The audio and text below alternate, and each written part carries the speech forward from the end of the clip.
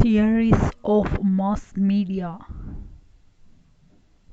Harold Adams Innes, who is a political economist, developed an important discussion on media from a Canadian perspective.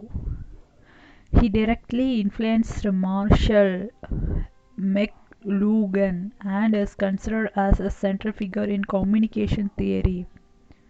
From the end of the Second World War until his death in 1952, Innes examined the social history of communication by studying the communication media of the last 4,000 years. Two of his famous works on communication, Empire and Communication, 1950, and The Bias of Communication, 1951, were published from the manuscripts which he left at his death.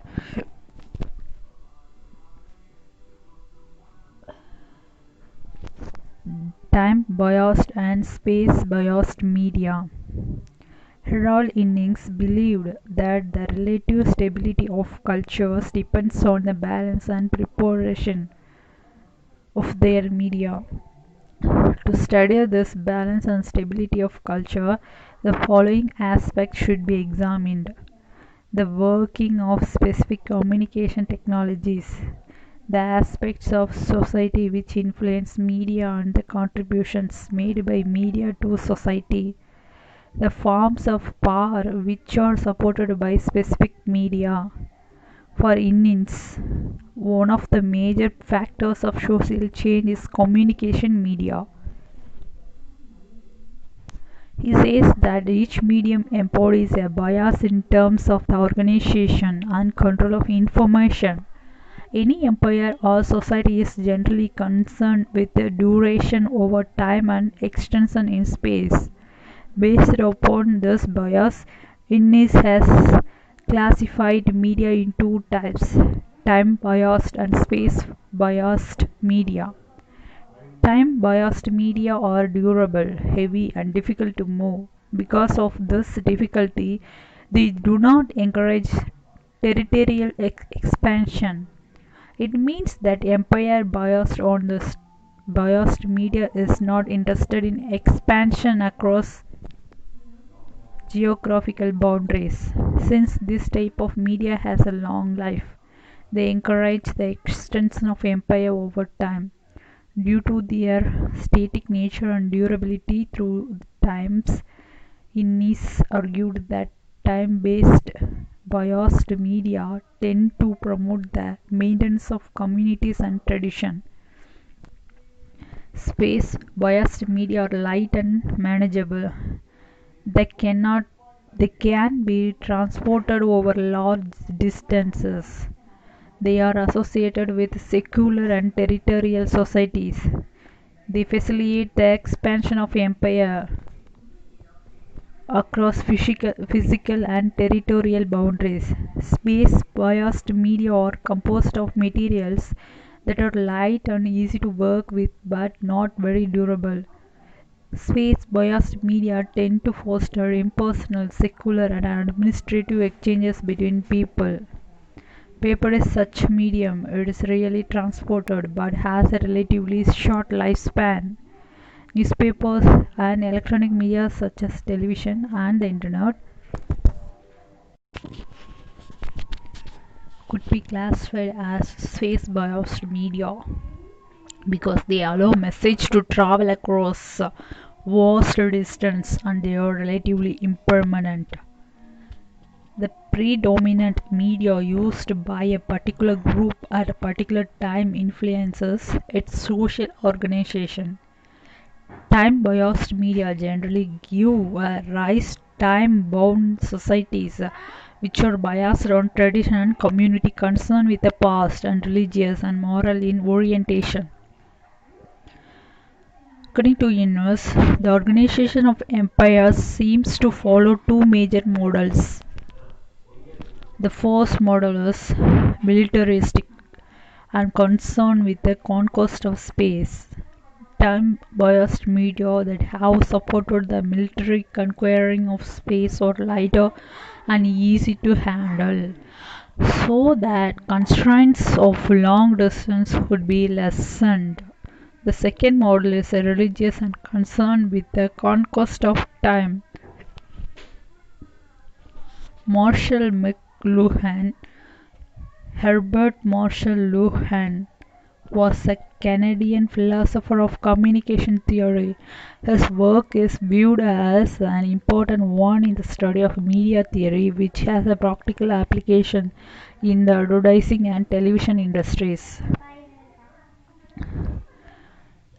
Mcluhan is known for creating expression "the medium is the message" and "the global village", and for protecting the World Wide Web almost 30 years before it was invented, that is www.com.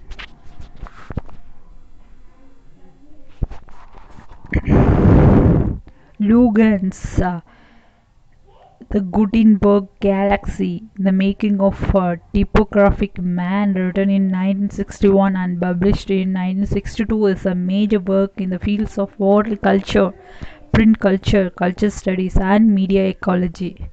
Throughout the book, Mcluhan tries to reveal how communication technology like alphabetic writing, the printer press, and the electronic media affect cognitive organization, which in turn influence social organization. He tries out the development from pre-alphabetic tribal humankind to the electronic age. He classifies alphabet into the phonetic alphabet, which is modern set of alphabets, and logographic writing system like hieroglyphs or ideograms.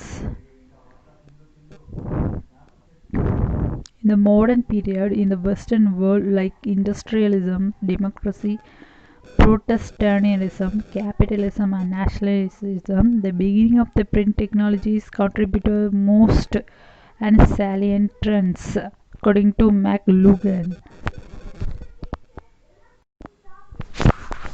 Global Village. In the early 1960s, Mcluhan wrote that the visual individualistic print culture would soon be brought to an end, and electronic media will replace visual culture with oral culture. He calls it this electronic interdependence. In this new age, mankind will move from individualism and fragmentation to the collective identity. Mcluhan called this new social organization Global Village. Global Village refers to the notion that electronic communication shrinks distance while increasing opportunities for talk and cross-cultural sharing. He's also coined the term "surfacing" to refer to rapid, irregular, and multidirectional movement through a heterogeneous body of document or knowledge. The medium is the message. Mcluhan wants to argue that the medium contains its own message, which is independent of the content. The medium does the same thing, no matter in what context. Mcluhan defines media as any technology that creates extensions of human body and senses. He believed that these technological extensions had the effect of human senses. Technology influenced the sensory balance of individuals, which in turn affects the society in which they lived. This process was the cause of all major cultural changes in human history. Mcluhan believed that in prehistoric times people lived in a condition where all the senses worked together in harmony. Before the invention of the phonetic alphabet, men lived in a world where all the senses were balanced and simultaneous. The only way pre-literate people could communicate was through speech. He was concerned with the effects of phonetic alphabet and of printing. The implication of the phonetic alphabet were that the exchange of information was no longer instantaneous, and that reading created individuals because of the lonely nature of the activity. The electronic age restored humankind's lost sensorial balance.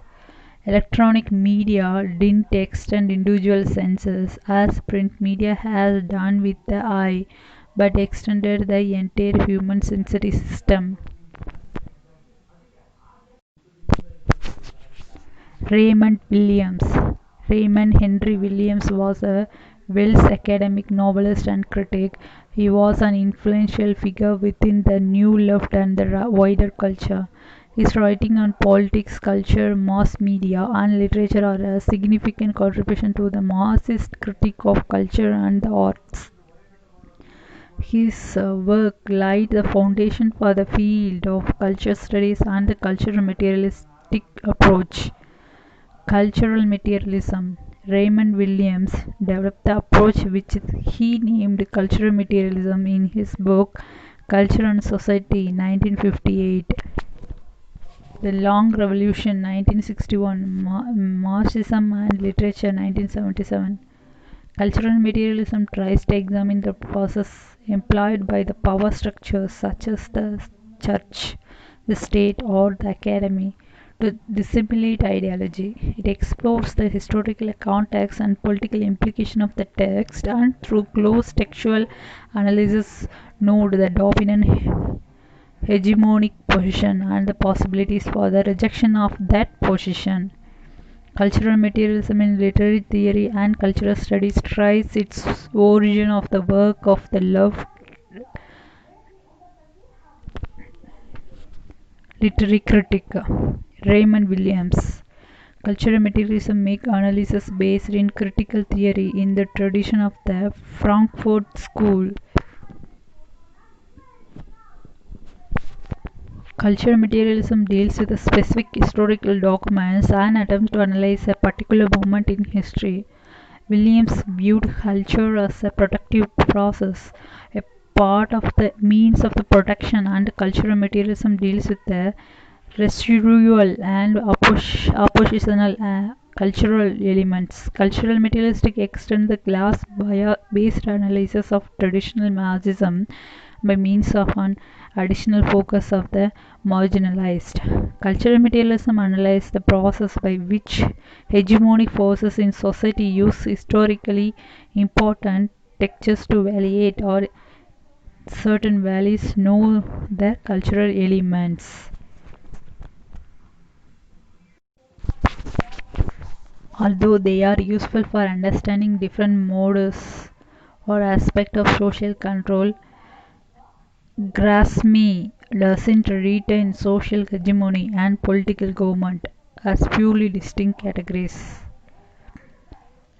Raymond Williams lists out the following features of hegemony.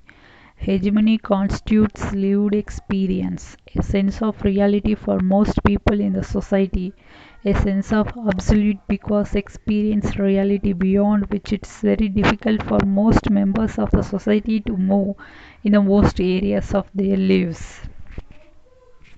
Hegemony exceeds ideology in its refusal to equal consciousness with the articulate formal system which can be and ordinarily abstracted as ideology. Lived hegemony is a process, not a system or a structure. Hegemony is dynamic. It does not just passively exist as a form of dominance. It has continually to be renewed, recreated, refined, and modified. It is also continual, resisted, limited, altered, challenged by pressures not all its own. Hegemony attempts to neutralize opposition. It is not necessarily a total, it is misleading as a general method to reduce all political and cultural initiatives and contribution to terms of hegemony. Communication and revolution. In culture and society, Marxism and literature, and the long revolution, Raymond Williams attempt to specify the nature of the cultural dialectic initiated with the modernity. The great idea of the men of the Enlightenment was that the world should be made a better place through the application of reason. With the application of reason and logic, a clear mind dedicated to the organization of the world on scientific principle can be created, which should be make human life both happier and more just. The implementation of this rationalization, though materially and politically progressive in nature, radically damaged all those human practices which, though non-rational, very much a part of human needs. The most notable among these non-rational needs were perhaps those belief systems through which social and community life is organized.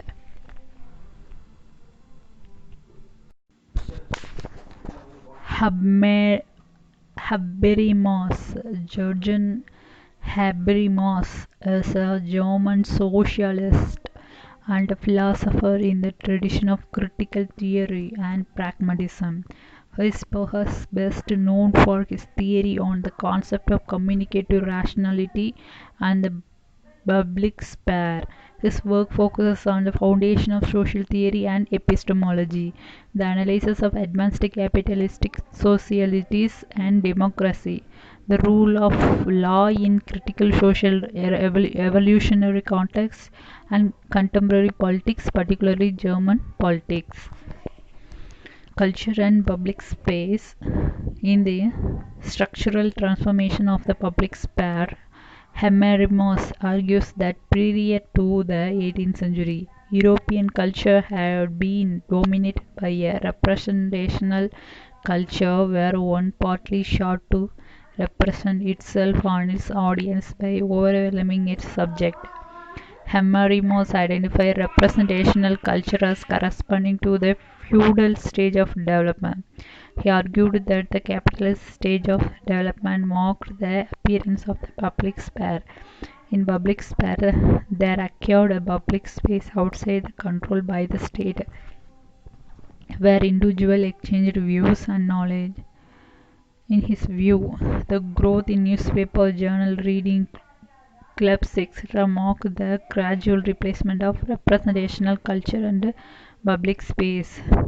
He argued that the essential characteristic of the pupil space was its critical nature. Unlike representational culture where only one part was active and other passive, the public space was characterized by a dialogue as individuals either met in conversation or exchanged views via the print media. He maintains that the Britain was the most liberal country in Europe. The culture of the public sphere emerged there fast around 1700, and growth of the public sphere took place over most of the 18th century in continental Europe. Thomson, John Brookshire Thomson, is a sociological professor at the University of Cambridge. He has studied the influence of the media in the formation of the modern societies. One of the key themes of his work is the role of media in the transformation of the space and time in social life, and the creation of the new forms of action and interaction beyond temporal and spatial frameworks. He studied communication and its uses and links it closely with the social context. He recognizes the importance of nature and development of mass communication, media and modern society. John B. Thompson researched the social organization of the media industry and the social and political implication of information technologies. He has described how the media has influenced the modern society in the complex way people interact. In Media and Modernity, a social theory of the media from 1995, he describes the media's impact on the society from the 1500th century book printing to the development of mass media as television. Although he does not explicitly write about the computer networks and most important the internet, his works are still relevant in order to understand the internet as a media impact on society.